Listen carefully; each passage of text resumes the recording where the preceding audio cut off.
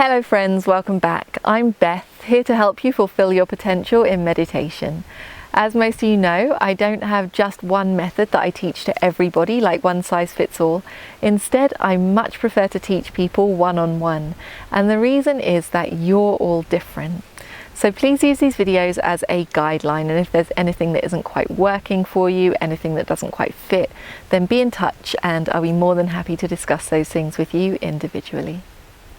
Today's video is about a really important type of balancing that we need to do in our meditation practice, and that is the balancing of our urgency in the practice with our contentment in the practice. It's something that I see a lot of meditators become imbalanced in, and so today I want to speak a little bit about these two different forces of mind and how we can bring them into balance. So our urgency, samvega in Pali, is the force of mind that understands the teachings are precious and life is short. I need to make the most of every moment I have for my liberation.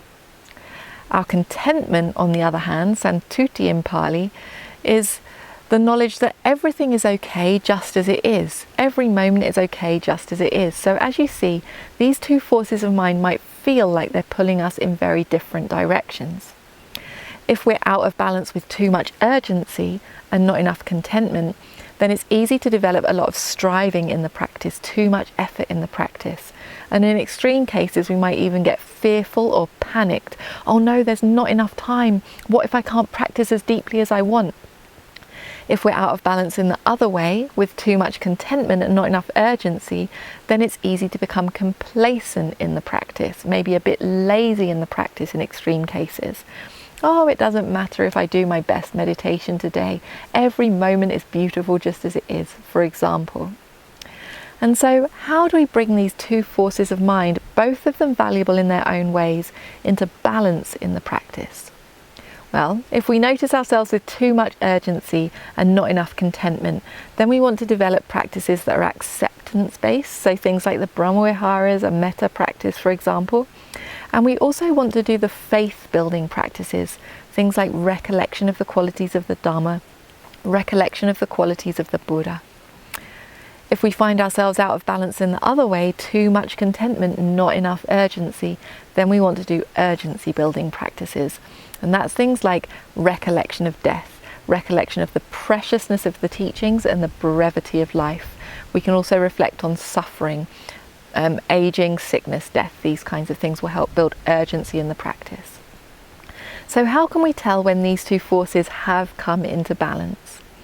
Well, the natural result of a balanced urgency and contentment is we make the four right efforts. So rather than falling into the striving of too much urgency or the complacency of too much contentment, we're making the four right efforts. A quick reminder of what those four right efforts are. They are all efforts that we make right now in the present moment. And the first right effort is the effort to establish wholesome states. So right now we're going to make the most of every moment to establish wholesome states. The second right effort is to maintain those wholesome states.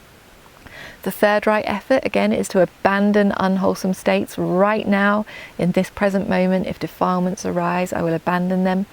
And the fourth right effort is to keep those wholesome states out. So maintain the absence of those unwholesome states. So when our urgency and our contentment are in balance, then we can expect the four right efforts to be the natural result of that balance. So that's what I have to say about balancing urgency with contentment in your meditation practice. What I would suggest is that you get off of those screens, get onto the meditation cushion and do some practice and see if you can notice in your own meditation, are you out of balance in one of these two ways? And can you bring yourself back into balance and see if you can get those four right efforts flowing? If you're encountering difficulty with anything, if anything isn't working for you, then be in touch with me. I'll be more than happy to discuss those things with you individually. As most of you know, I do all of my work on a donation basis, so I encourage you to support me either through Patreon or through my website so that I can continue to make these videos for you all. Thank you so much for your support. Wishing you the best with your practice.